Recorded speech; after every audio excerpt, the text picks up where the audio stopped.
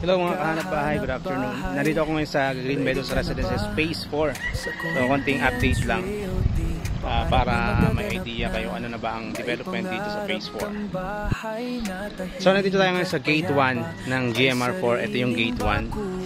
Ito yung Block 16 ng mga Jasmine single attach. Ito yung kahabaan ng Block 16. Yan. Halos lahat ay tayo na yung bahay. Ito naman yung Adeline, yung sa may model house. So yun, halos lahat ng mga units dito ay ginagawa na. Ito naman yung Block 2 sa may gate. Nakita nyo naman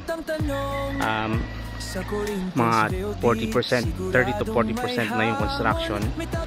Halos lahat po ng mga units dito ay ongoing construction na.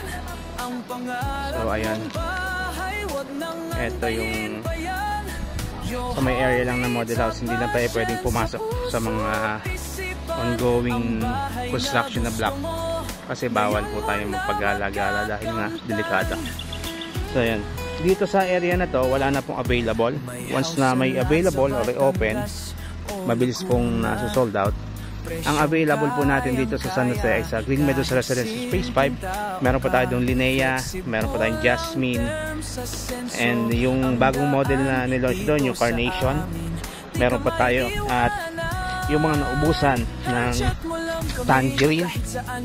So yung naubusan ng Tangerine, may i-open na bagong batch with carport na yung ating Tangerine doon. Kaya kung interested kayo at gusto nyo kumuha ng bahay dito sa San Jose, kontakin nyo lang ako sa number na nag-appear sa screen or message nyo kami sa aming page, ang Hanap Bahay, para mapadala namin kayo ng details at makapag-schedule tayo ng tripping. Yan, reserve na natin yung pangarap ng bahay dito sa San Jose, Batangas. I'm Vic Sorvantes, Optimus Marketing Group, Corinthians Realty Services. So ano po yung nyo, reserve na natin ang inyong unit. Right.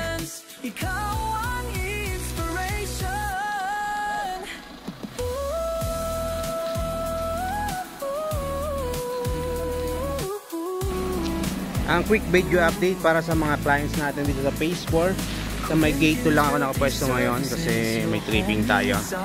Ayan, ipakita ko lang na yung mga unit natin dito sa Phase 4 Gate 2 ay, ayan, ito nakita nyo na po, mga nakatayo na. Ayan, mga Tangerine, hindi na ako makapasok doon at bawal pa.